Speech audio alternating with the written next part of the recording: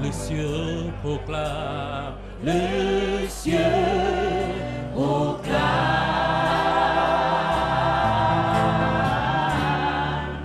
la gloire du ressuscité. Rien n'est égal, rien n'est égal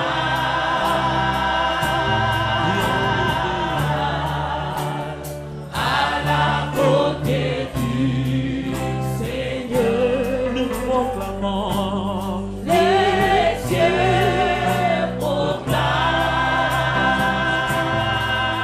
le ciel, la gloire du ressuscité. Rien n'est égal, rien n'est égal, rien n'est égal à la beauté du Seigneur. Les cieux proclament, les cieux proclament, le ciel proclame la gloire du ressuscité. Rien n'est égal, rien n'est égal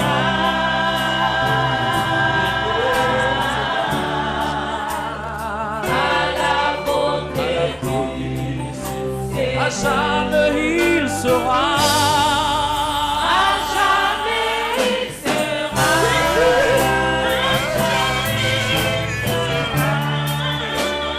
l'agneau sur le trône, l'agneau sur le trône. Je fléchis les genoux, je fléchis les genoux pour l'adorer le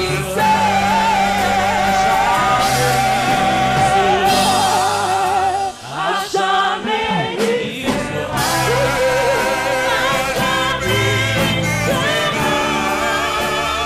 l'agneau sur le trône, l'agneau sur le trône. Je fléchis les genoux, je fléchis les genoux pour l'adorer le seul.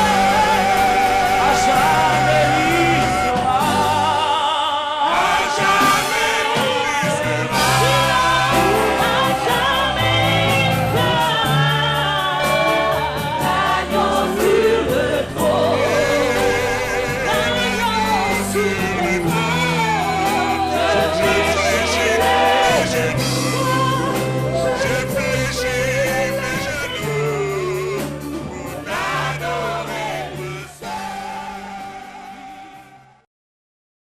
Il s'appelle le bon samaritain. C'est là le sujet de notre partage ce matin. Le bon samaritain. Luc, chapitre 10, à partir du verset 30.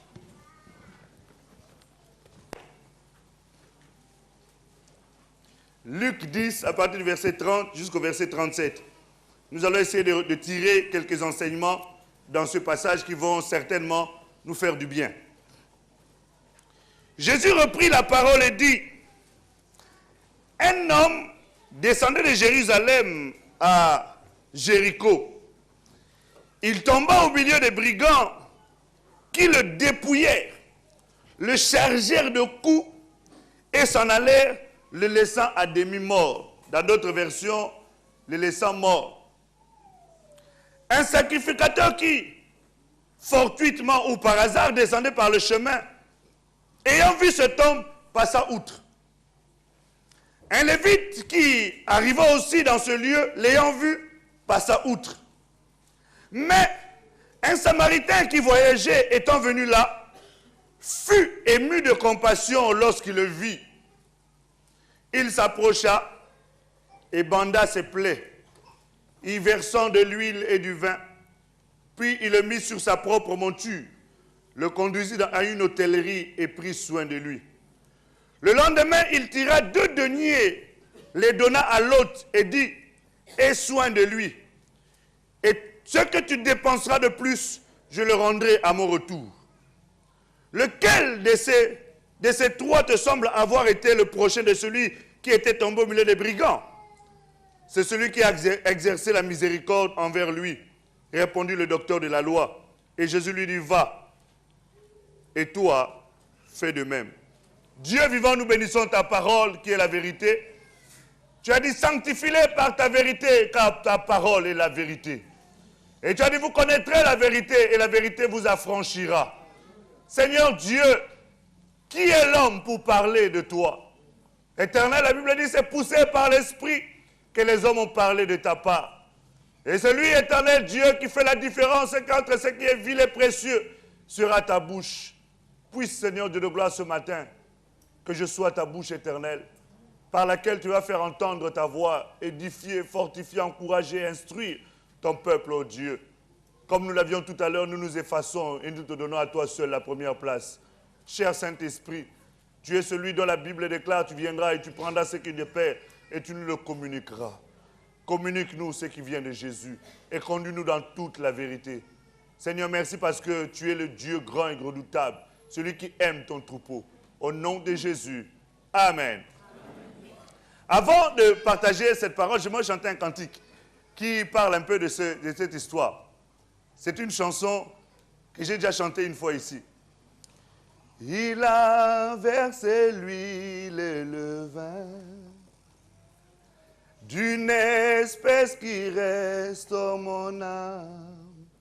Il m'a trouvé agonisant sur la route de Jéricho et il a versé l'huile et le vin. Il a versé l'huile et le vin. Alléluia, d'une espèce qui restaure mon âme. Il m'a trouvé agonisant sur la route de Jéricho et il a versé l'huile et le vin. Jésus, Jésus, Jésus, Jésus, tu es mon sauveur. Jésus, Jésus, Jésus, tu es mon sauveur. Oh Jésus, Jésus, Jésus, tu es mon sauveur. Oh Seigneur, tu es mon sauveur. Jésus, Jésus, Jésus, Jésus, tu es mon Seigneur. Jésus, Jésus, Jésus, tu es mon Seigneur. Oh Jésus, Jésus, Jésus, tu es mon Seigneur. Oh Seigneur, tu es mon Seigneur. Il a versé l'huile et le vin. Alléluia.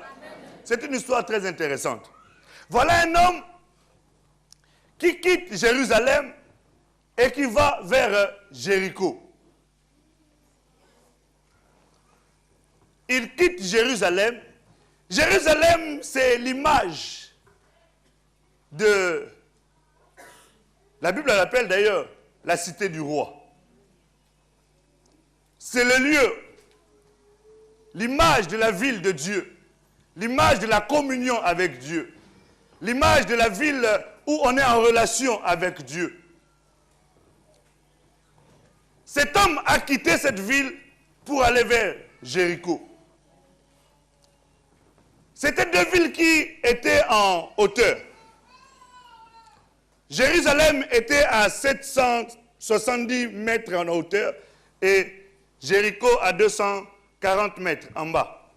Donc il fallait descendre. Cette route-là, pour aller de Jérusalem à Jéricho, c'était une route, on appelait cette route-là la route du sang.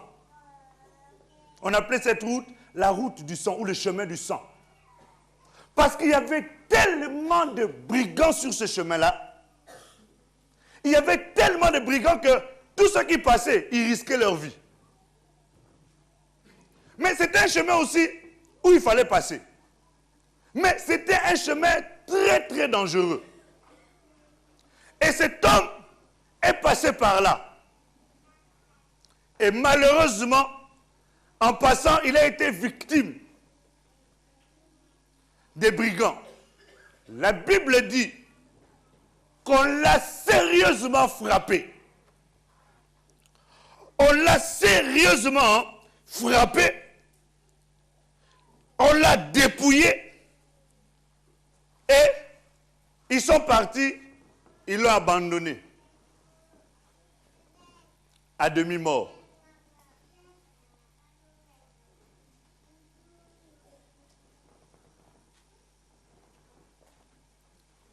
C'est l'image de l'homme sans Dieu qui est à la merci de Satan ou des démons qui sont les images ou les types de ces brigands. La Bible dit que dans le livre de Jean chapitre 10, verset 10, le voleur n'a que 3 choses qu'il sait faire. C'est quoi? Et c'est ce qu'ils ont fait dans la vie de cet homme. Ils l'ont sérieusement frappé. Ils ont détruit sa vie. Ils étaient prêts à tuer cet homme-là. Mais il était resté à demi-mort. Mais à demi-mort, c'est pratiquement mort. C'est l'image de celui qui n'a pas Christ et qui est à la merci de Satan. Il n'a pas la capacité de te nuire. Mais si tu lui en donnes la capacité, en sortant de Jérusalem, pour aller sur un chemin dangereux, là tu te mets effectivement à la merci. Et t'inquiète pas, il ne te donnera pas une seconde chance. Alléluia. Il ne te donnera pas une seconde chance. Et cet homme-là était parti, il se retrouvait dans une situation où il était complètement dépouillé. Complètement abandonné, complètement dépouillé. Il était blessé. C'est l'image de l'homme. L'être humain, blessé par la vie, blessé par la société, blessé par les réalités amoureuses, blessé par les déceptions des hommes, blessé partout. Et voilà quelqu'un qui passe, un prêtre, ou du moins un sacrificateur. Le prêtre passe, il arrive, la Bible dit, il a vu, mais il est passé outre. C'est-à-dire, passer outre, c'est ça. Regarde, c'est quelqu'un qui est là. Tu as jeté un coup d'œil, tu as vu que cette personne est en train d'agoniser. Il est mort, pour ainsi dire. Il va dans le chemin pour s'en aller. Mais tu passes alors comme si de rien n'était. Mais à la limite, je comprends. Parce que même si cet homme était venu, il n'aurait pu rien faire. Il n'aurait pu rien faire. Parce que, selon la loi encore, ces gens-là, nous avions partagé sur la loi et la grâce. Selon la loi, cet homme, en fait, quand cet homme était mourant, pour ainsi dire mort pour lui, il passait, il ne pouvait pas le toucher. Parce que c'était un sacrificateur. Il devait aller faire les sacrifices. Et s'il touche un mort, cela l'aurait mis dans un état d'interdiction. Il n'aurait pas pu servir l'Éternel. Alléluia. Amen. Et même s'il avait touché, qu'aurait pu faire? Lui, il était dans la loi. Or, la loi, c'est l'image de la mort. Alléluia. Amen. Donc, il ne pouvait rien faire pour cet homme. Strictement rien. Et il est passé. Et quelque part, nous voyons aussi au travers de l'attitude de cet homme, un manque d'amour. Un manque de compassion. Un manque d'entrailles de miséricorde. Vous savez bien aimé, nous nous appelons ici amour et il faudrait que nous soyons caractérisés par cela. Que quand quelqu'un vient ici, même s'il n'a rien vu d'autre, qu'il ne manque pas de voir l'amour et la vérité. Alléluia. Donc ça doit être des choses qui doivent nous animer. Quand quelqu'un arrive, qu'il sente qu'il est aimé ici. Quand quelqu'un il arrive, qu'il sente que non, ces gens-là ont la vérité. Amen. Hein? Cet homme est passé, il n'a même pas fait cas de ça. Ah, voilà encore un autre qui arrive. On nous dit encore, c'était qui? Un lévite. Et vous remarquerez, la plupart des gens qu'on est en train de citer ici, ce sont des gens qui sont censés connaître les choses de Dieu. Et malheureusement, ce sont ceux qui semblent connaître les choses de Dieu, qui en réalité manifestent le contraire. On entend des païens qui disent, oh mais moi je m'étonne. Celui-là, c'est vraiment un chrétien. Il va à l'église tous les dimanches. Mais les choses qu'il est en train de faire, on aurait dit un païen. N'as-tu jamais entendu parler de ça? Ah. Ce sont ces sacrificateurs-là. Les gens qui sont tous les jours au temple. Hypocrites. Et puis quand il allait rentrer au temple là, il allait aussi être là, prendre des sacrifices, aller servir. Mais entre-temps, il vient de laisser quelqu'un à demi-mort et lui, il va servir. Mais qu'est-ce que tu es en train de faire? Le premier service, c'était déjà de t'arrêter là. Alléluia. C'est comme toi, tu viens à l'église tous les dimanches. Mais il y a des gens qui sont autour de toi, qui souffrent, qui ont des besoins. Mais toi, tu passes comme si tu n'avais même pas vu ça. Et puis tu viens ici, Alléluia. Dieu est amour. Il faut que ce qui...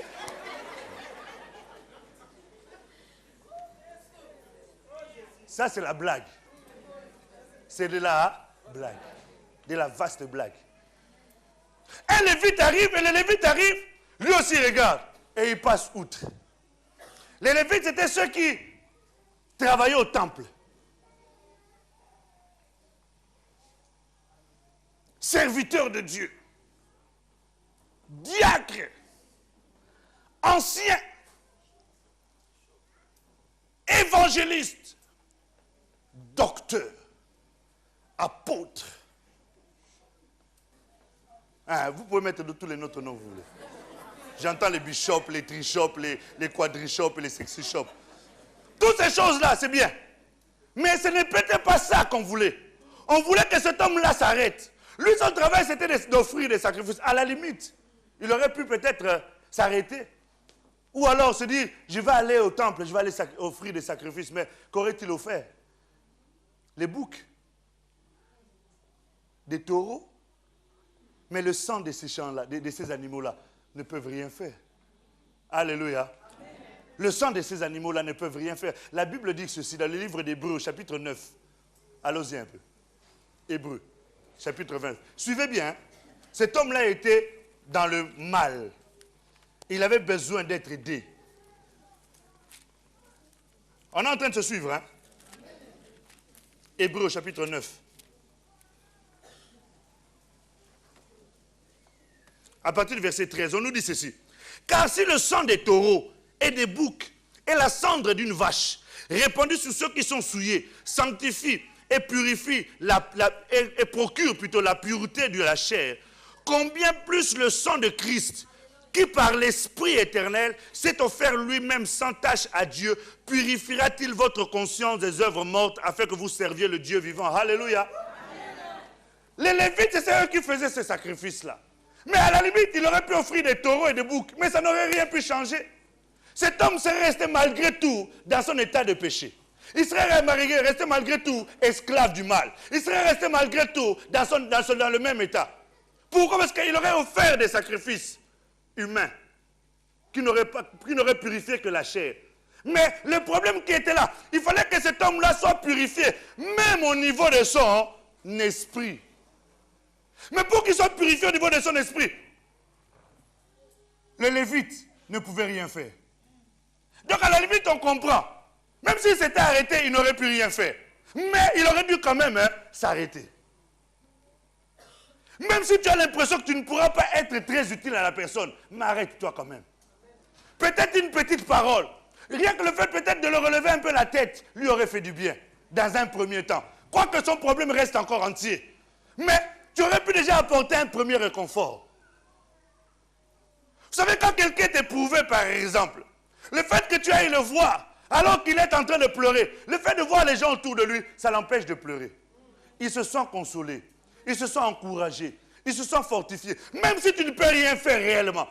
Parce qu'il n'y en a qu'un seul qui sonde les cœurs et les reins et qui est capable d'apporter la véritable consolation, c'est Jésus-Christ. Alléluia. Mais le fait que tu viennes déjà, c'est déjà un plus. c'est déjà quelque chose qui va déjà le soulager. C'est pour ça que nous ne devons pas être indifférents les uns vis-à-vis des autres. Nous devons porter l'amour les uns vis-à-vis des autres. Nous devons avoir la compassion les uns vis-à-vis des autres. La Bible dit que nous devons avoir les entrailles de miséricorde. C'est-à-dire, au fond de nous, on trouve la miséricorde. La miséricorde, c'est cette capacité-là de souffrir avec l'autre et de lui apporter sa consolation. Et c'est ce que nous devons être. Vous savez, toutes ces choses-là, ce sont des signes qui sont en train de nous instruire. Parce que la Bible déclare ceci. On est d'accord? Le denier, c'est le salaire journalier d'un ouvrier. Et Jésus a dit, je te prends, je te laisse entre les mains de ce hôte à l'hôtellerie. Et il a pris 2 deniers, il a remis à l'hôtelier. Il lui a dit, prends soin de cet homme-là, jusqu'à ce que je revienne. Or, un denier, je vous ai dit, c'est l'image d'une journée du travail. Or, il a donné 2 deniers. C'est-à-dire, il a payé cet homme-là pour 2 jours de travail. On est d'accord? Et il lui dit, prends soin de cet homme jusqu'à ce que je revienne.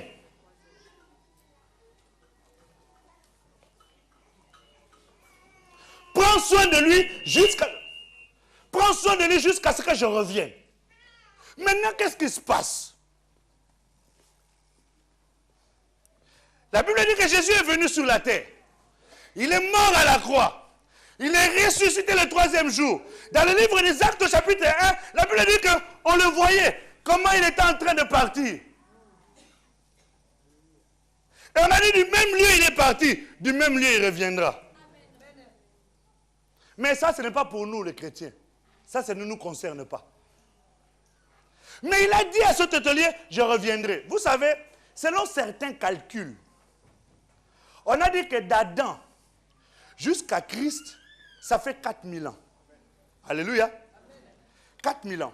Mais Jésus a donné 2 deniers. Ok. 2 deniers, ça représente 2 jours. Or, dans le premier livre de Pierre, au chapitre 2, verset 19, on nous dit, un jour est égal à combien?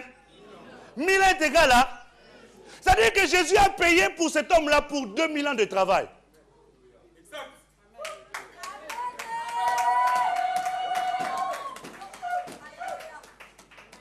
Est-ce que nous nous suivons? Et il a dit, je reviendrai. Et pour le reste, moi-même, je payerai. C'est pour dire quoi? C'est pour dire que Jésus a laissé l'église. Quand il reviendra, il a dit, dépensez tout ce qu'il faut. Le Saint-Esprit n'a pas de limite pour son peuple. Le Saint-Esprit n'a pas de limite pour préparer l'épouse à la rencontre de l'époux. On doit travailler de ce que vous deveniez, comme la Bible déclare, une épouse sans tache, ni ride, ni rien de semblable. Parce qu'il a dit, je pars, mais je reviendrai. Pour venir prendre celui qu'il avait laissé à l'hôtel. Alléluia. Alléluia. Donc sache que là où Jésus t'a laissé, il t'a sauvé, il t'a racheté, il t'a béni, il t'a donné son esprit. Mais il te demande maintenant que tu puisses te préparer parce qu'il va revenir pour te prendre. Alléluia. Alléluia. Parce que bientôt, nous allons entrer dans le 7e jour. Le jour où la Bible dit qu'après avoir créé toutes choses, le 6e jour, il a dit maintenant, c'est très bon. Je vais maintenant me reposer. Et nous allons bientôt entrer dans le jour du repos. Et les 4000 ans, plus les 2000 ans de deniers qu'il avait payés, sont pratiquement arrivés à la fin. Et il revient pour prendre celui qu'il avait laissé à l'hôtel. Alléluia. Alléluia. C'est pour cela qu'il est très important, frère.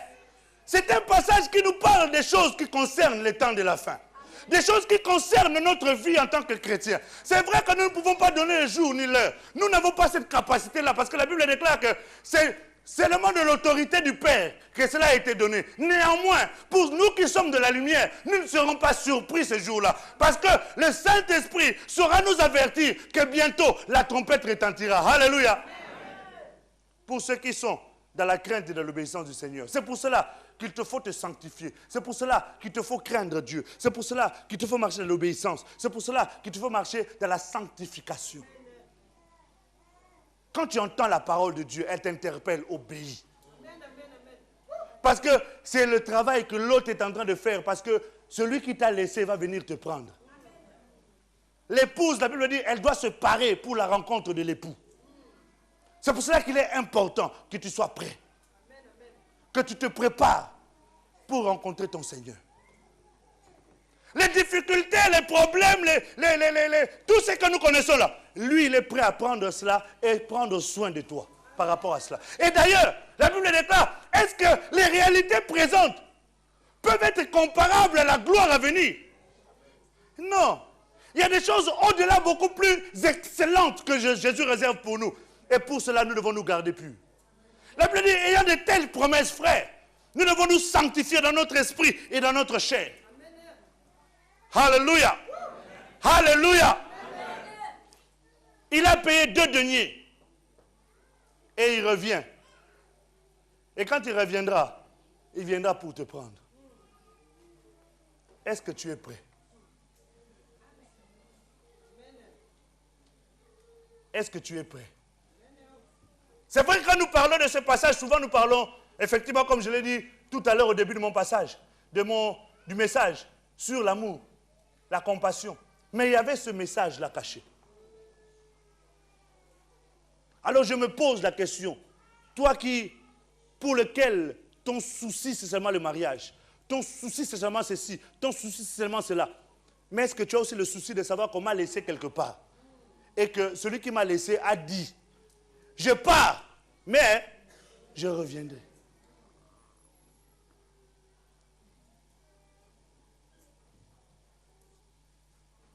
Est-ce que tu es là? Comme dit, il me semble, Sophonie, qui dit, es-tu prêt à la rencontre de ton Dieu? Oh, pardon? Ah, voilà. Osée 4.12, merci. Elle est championne. Osée, es-tu prêt à rencontrer ton Seigneur?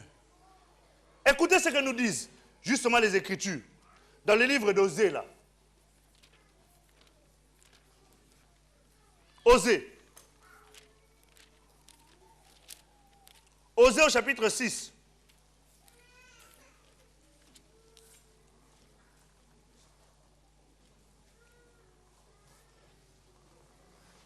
On nous dit, venez. Osée chapitre 6, versets 1 à 2. Venez, retournons à l'Éternel, car il a déchiré, mais il nous guérira. Il a frappé, mais il bandera nos plaies. Il nous rendra la vie dans 2 jours. Le 3e jour, il nous relèvera et nous vivrons devant lui. Alléluia. Amen. Alléluia. Amen. Il arrive bientôt et il nous relèvera et nous irons vivre devant lui. 2 jours sont passés. Voici le 3e jour arrive. Frère, es-tu prêt? Ma soeur, es-tu prête? Prendre soin de toi, il peut prendre soin de toi. Ne te trompe pas par des philosophies trompeuses. Ne te trompe pas par des raisonnements sans fondement. Mais crois et accepte la parole du Seigneur. Parce que c'est en elle qu'est la vérité. Et cette vérité-là, c'est la seule qui est capable de te libérer, de te préparer pour la rencontre avec l'époux. Alléluia. Alléluia.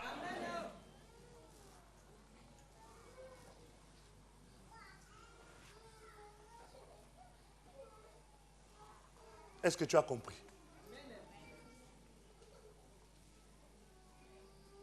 Il arrive. Les 6 jours vont à la fin. Le jour du repos arrive. Es-tu prêt? La question est posée. L'interpellation est là. Le Saint-Esprit est en train de te faire repasser ta vie dans ton cœur. Pose-toi la question.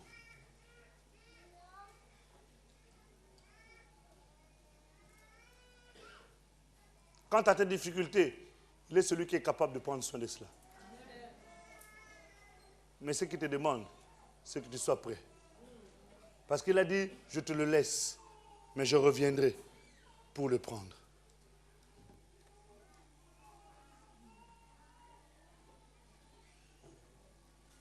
J'aimerais que nous puissions maintenant tous fermer nos yeux.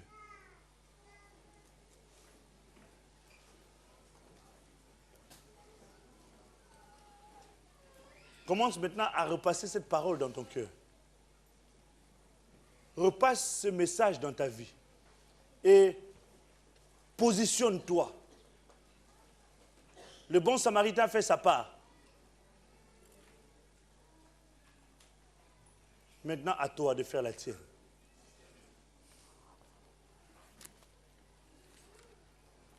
Il t'est venu au secours, là où tu étais perdu.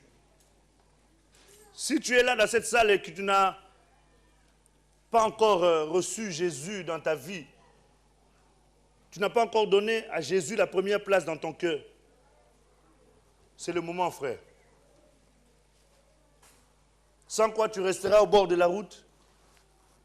Et là, au travers de cette parole, c'est l'interpellation que le Seigneur fait pour pouvoir te bander tes plaies, pardonner tes péchés, radoucir ton cuir et mettre du nouveau vin. C'est-à-dire te donner la vie nouvelle, la vie éternelle. Si tu es là, n'hésite pas, même si tu es seul.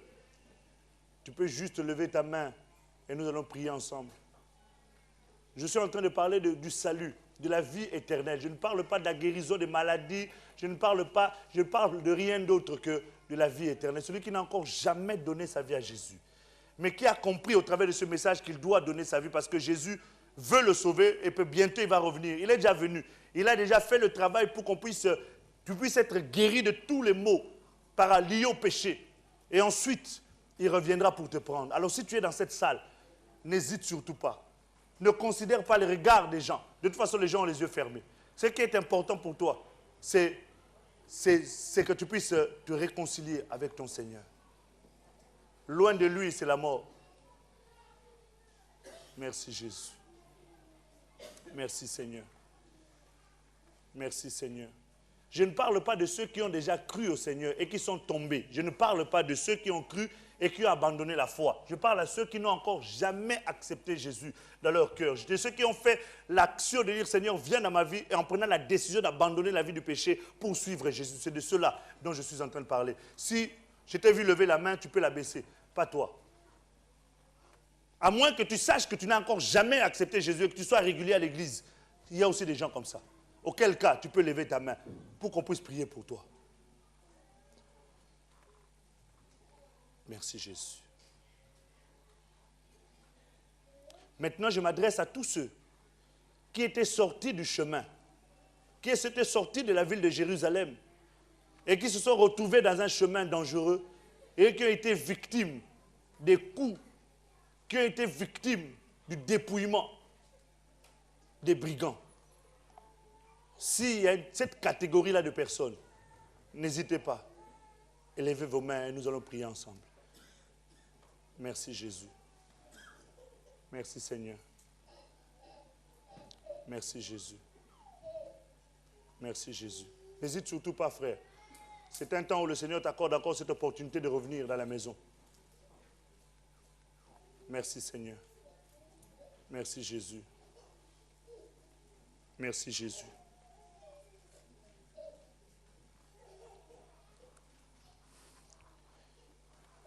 Maintenant, je m'adresse à ceux qui ont été blessés, de ceux qui ont des blessures dans leur cœur. Pas de ceux pour qui on avait déjà prié, pas ceux-là. Je parle de ceux qui ont des blessures dans leur cœur et qui ont besoin qu'on puisse bander ces plaies-là. Merci Jésus. Merci Jésus. Merci Jésus. Merci Jésus. Alors nous allons tous nous lever. De ceux qui ont levé la main, nous allons nous lever tous. Et nous allons prier ensemble. Nous tous, nous restons toujours les yeux fermés et nous prions en leur faveur. Éternel, nous sommes dans un temps où, comme Pierre le dit, les gens sont en train de se lever, de se moquer, disant, il avait promis, mais quand est-ce qu'il reviendra? La Bible déclare, Seigneur, si tu ne reviens pas, c'est parce que tu uses de patience, Éternel, afin qu'un grand nombre retourne dans la foi au Dieu. C'est pour cela que nous te prions aussi, que de nous garder, Seigneur, vigilants, de nous garder dans la crainte et dans l'obéissance de ton nom, de nous garder, Seigneur, dans la soumission au Dieu, et que le Saint-Esprit, à tout moment, Seigneur, nous rappelle que bientôt tu reviendras. Parce que le deuxième jour, Seigneur Dieu de gloire, arrive à sa fin, ô Dieu puissant. Parce que Jean avait dit, bien-aimés, nous sommes à la dernière heure, en son temps déjà, Seigneur. Et nous voulons croire que, Seigneur, maintenant, nous sommes déjà proches. Le jour, Seigneur Dieu de gloire, va se lever, où toi, le soleil et le vent, Seigneur, tu vas venir.